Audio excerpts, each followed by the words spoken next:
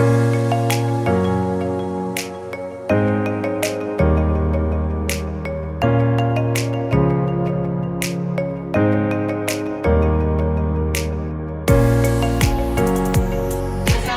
warahmatullahi wabarakatuh.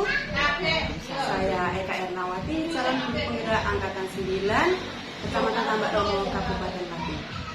Pada kesempatan ini saya akan melakukan wawancara bersama Ibu Kepala Sekolah SDN Larangan, Kecamatan Tambak Romo, Kabupaten Pati. Hari ini saya akan melakukan wawancara sesuai dengan modul 3.1, yaitu tentang pengambilan keputusan berdasarkan nilai-nilai kebajikan. Monggo Ibu untuk memperkenalkan diri terlebih dahulu. Assalamualaikum warahmatullahi wabarakatuh. Selamat datang Bu Eka Ernawati, MPD di sekolah kami. Perkenalkan, nama saya Rina Anjarwati dari SD Negeri Larangan, Kecamatan Tambak Romo, Kabupaten. Iya, terima kasih. Kami siap untuk wawancara dengan Ibu.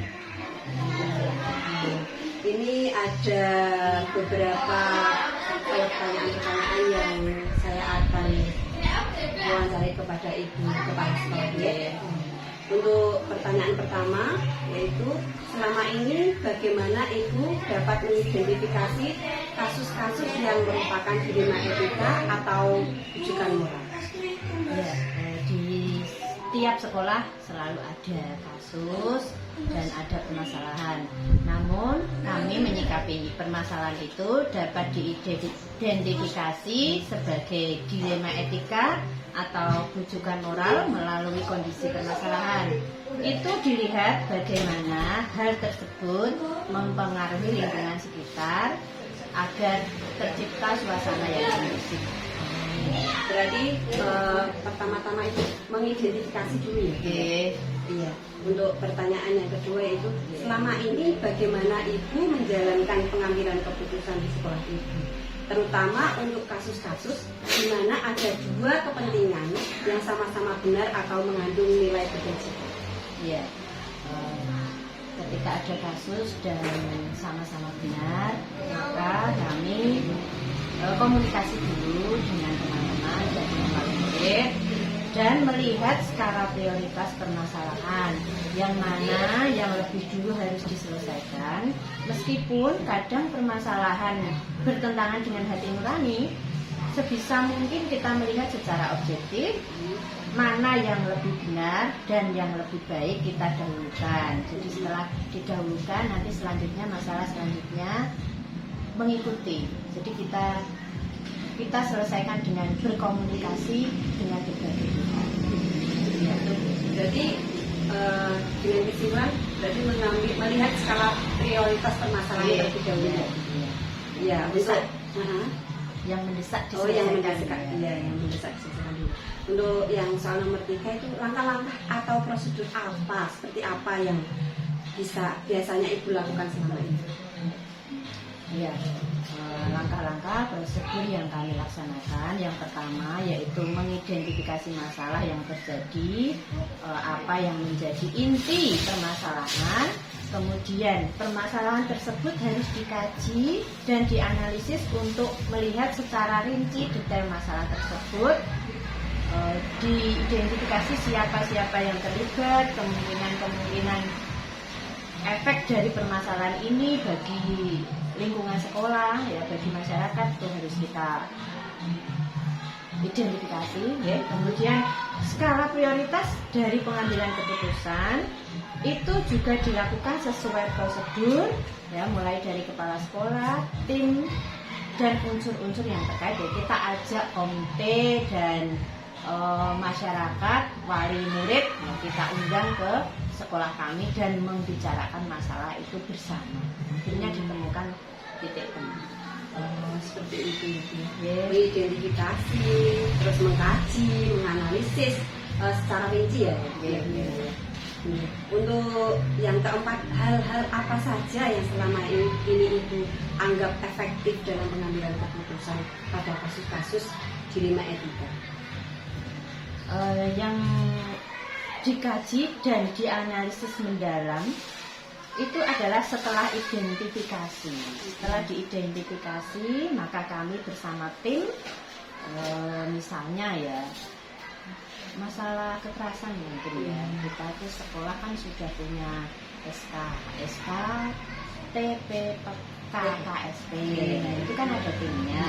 Kita bersama tim itu kita merapat dulu di sekolah, kemudian kita undang komite dan wali murid bisa terselesaikan masalah tersebut.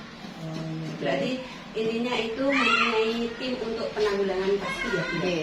Kita bentuk tim dan ada SK-nya. Terus yang kelima, hal-hal apa saja yang selama ini merupakan tantangan dalam pengambilan keputusan pada kasus-kasus dilema etika?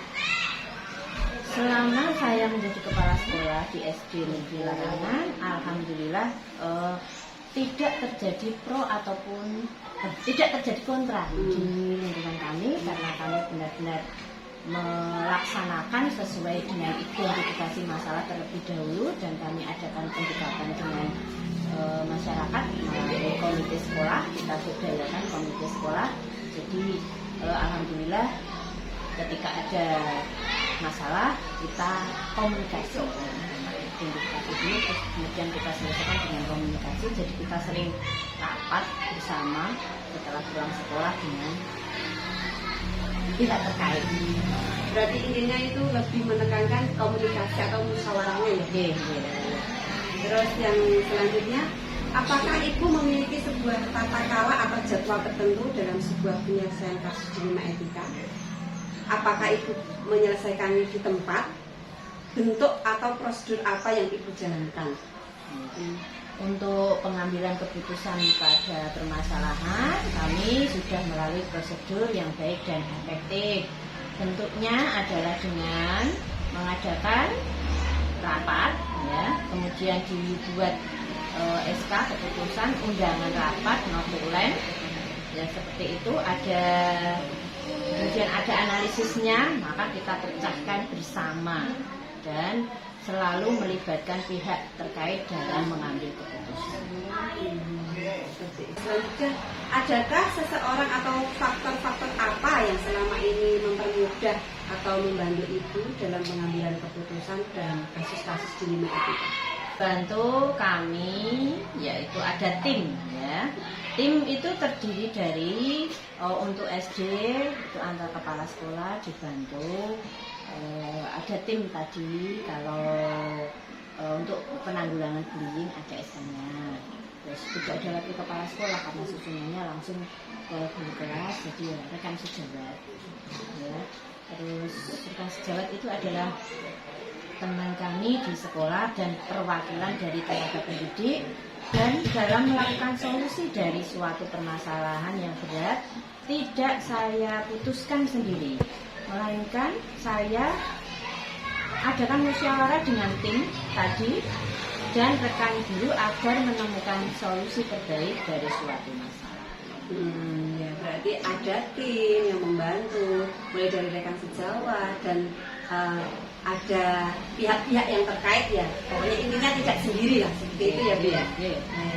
Terus dari semua hal yang telah disampaikan, pembelajaran apa yang dapat Ibu petik dari pengalaman Ibu untuk mengambil keputusan ini? Sebelum mengambil keputusan terhadap masalah yang kami hadapi, perlu untuk menganalisis terlebih dahulu agar keputusan yang diambil adalah yang terbaik untuk semua. Berarti dapat disimpulkan ya Bu, untuk menyelesaikan masalah itu yang pertama tadi melihat skala prioritas ya. Terus mengidentifikasi masalah, terus setelah mengidentifikasi masalah itu menganalisis masalah, terus yang paling penting ya Bu ya, dalam mengambil keputusan harus dimusyawarahkan, itu yang paling penting agar menemukan solusi yang terbaik. Komunikasi harus antara pihak terkait, guru, kepala sekolah, guru, komite dan wali murid, itu harus itu demi terciptanya suasana yang kondusif di sekolah. Terima kasih Ibu untuk wawancaranya pagi ini. Sangat bermanfaat sekali buat saya, khususnya atas ilmu-ilmunya. insya Allah saya akan kembangkan di kemudian hari.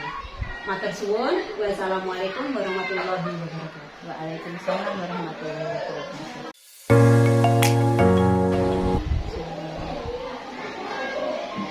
Assalamualaikum warahmatullahi wabarakatuh. Saya Eka Ernawati, CGP Angkatan 9 dari Kabupaten Pati, Provinsi Jawa Tengah. Pada kesempatan ini, saya akan melakukan wawancara bersama Ibu Kepala SDN Tambak Romo 1, Kecamatan Tambak Romo, Kabupaten Pati. Hal ini saya akan melakukan wawancara sesuai dengan modul 3.1, yaitu tentang pengambilan keputusan-keputusan berdasarkan nilai-nilai kebajikan. Monggo Ibu untuk memperkenalkan diri terlebih dahulu. Terima kasih. Assalamualaikum warahmatullahi wabarakatuh. Saya Kepala Sekolah SDN Tambak Romo 1, Bekasi SPD. Ini akan melakukan wawancara dengan Bu Ernawati, SPD MPD. Terima kasih. Nanti di sini ada 8 soal untuk Ibu ya. Langsung saja untuk soal yang pertama. Selama ini bagaimana Ibu dapat mengidentifikasi kasus-kasus yang merupakan dilema etika atau bujukan moral? Untuk mengidentifikasi mudah saja, Bu. Jadi sesuatu itu dikatakan bujukan moral jika ada dua buah hal yang satu benar dan yang satu salah menurut hukum. Nah, jika kedua-duanya benar, maka hal itu dikatakan dengan dilema etika. Seperti itu, Bu. Ya. Berarti antara yang satu benar dan yang satu salah. Untuk yang kedua, selama ini bagaimana Ibu menjalankan pengambilan keputusan di sekolah Ibu? Terutama untuk kasus-kasus di mana ada dua kepentingan yang sama-sama benar atau mengandung nilai kebajikan. Ya, sebelumnya saya mengambil keputusan, tentunya saya mengidentifikasi masalah yang terjadi terlebih dahulu. Kemudian siapa saja pihak yang terlibat, lalu mengumpulkan fakta yang ada dan seterusnya, sehingga mampu mengambil keputusan yang tepat bagi pihak-pihak yang bermasalah. Dalam pengambilan keputusan ini tentu saja menggunakan atau mengutamakan prinsip-prinsip kekeluargaan dan musyawarah untuk mufakat. Berarti intinya ini untuk pengambilan keputusan itu harus menggunakan musyawarah mufakat ya, Bu. Untuk selanjutnya, langkah-langkah atau prosedur seperti apa yang biasanya Ibu lakukan selama ini? Langkah-langkah pertama yang saya lakukan, saya ambil yaitu dengan memanggil kedua belah pihak yang bermasalah untuk dimintai keterangan supaya saya bisa mengetahui di mana masalah itu atau di mana letak permasalahan itu atau isi permasalahan tersebut terjadi dan apa pemicunya, serta menemukan bagaimana solusi terbaik yang akan diambil atau diputuskan dengan tidak merugikan dari salah satu pihak. Berarti intinya itu Ibu itu memanggil kedua belah pihak supaya mengetahui masalahnya yang pertama dan solusinya itu apa. Itu ya, Bu ya. Ya. Terus hal-hal apa saja yang selama ini Ibu anggap efektif dalam pengambilan keputusan pada kasus-kasus dilema itu? Yang pertama, kita harus melakukan dialog dengan pihak yang bermasalah dengan prinsip kekeluargaan agar dapat memunculkan solusi yang dapat diterima kedua belah pihak dengan cara memberikan bimbingan secara komprehensif yang tidak menimbulkan perselisihan lagi dari kedua belah pihak. Berarti saya simpulkan, berarti yang pertama itu melakukan dialog kekeluargaan, terus dengan bimbingan yang komprehensif ya. Supaya tidak nantinya tidak Dari kedua belah pihak tidak ada yang disalahkan. Seperti itu. Terus hal-hal apa saja yang selama ini merupakan tantangan dalam pengambilan keputusan pada kasus-kasus dilema etika? Itu yaitu selama saya menjadi kepala sekolah di SD Negeri Tambak Romo 01, tantangan yang saya hadapi dalam pengambilan keputusan adalah bagaimana cara mencari solusi yang terbaik bagi semua pihak dengan resiko seminimal mungkin. Tentu saja hal itu membutuhkan dukungan yang positif dari semua warga sekolah. Berarti mencari solusinya itu tidak sendiri ya Bu? Iya. Pasti ada tim lain. Misalkan kemarin ada itu tim apa Bu? Kemarin dari SD membuat tim apa untuk kekerasan tim TPPK. Ya. Ya, Seperti itu juga ya Bu ya. Untuk berarti kita itu tidak bisa bekerja sendiri ya. Kita harus mempunyai tim untuk mencari solusi-solusi yang tepat untuk menghadapi masalah-masalah yang dihadapi di SD kita. Terus yang selanjutnya, apakah Ibu memiliki sebuah tata cara atau jadwal tertentu dalam sebuah penyelesaian kasus dilema etika yang pertama? Terus apakah Ibu menyelesaikan di tempat dan bentuk atau prosedur apa yang Ibu jalankan? Sebagai kepala sekolah, langkah yang tepat yaitu menyelesaikan permasalahan yang ada secara langsung dan diselesaikan di sekolah pada hari itu juga, agar tidak berkepanjangan serta tidak menimbulkan perselisihan yang baru dengan melibatkan beberapa pihak, terutama Dewan Guru, untuk memberikan pertimbangan dan masukan yang baik, serta pengawas sekolah dan komite sekolah, tergantung pada karakter permasalahan yang terjadi. Intinya itu jika ada permasalahan yang ada di sekolah itu langsung saat itu juga diselesaikan ya, dicari solusinya ya. Tapi ya dengan adanya bantuan-bantuan dari pihak-pihak lain yang terkait, misalnya ada komite sekolah, ada dewan guru lainnya untuk membantu agar menjadikan memberi solusi untuk permasalahan tersebut. Itu ya Bu ya. Terus selanjutnya, adakah seseorang atau faktor-faktor apa yang selama ini mempermudah atau membantu Ibu dalam pengambilan keputusan dalam kasus-kasus dilema etika? Ya, setiap permasalahan yang ada selalu saya bawa dalam musyawarah atau dalam rapat dewan guru agar lebih cepat menemukan solusi yang terbaik. Juga bisa berkonsultasi dengan pengawas sekolah atau komite sekolah untuk meminta saran dan masukan terbaik bagi permasalahan yang ada. Ya berarti nanti Ibu selain melibatkan komite, melibatkan warga sekolah, juga melibatkan pengawas ya, untuk biar menjadi solusi lebih baik atau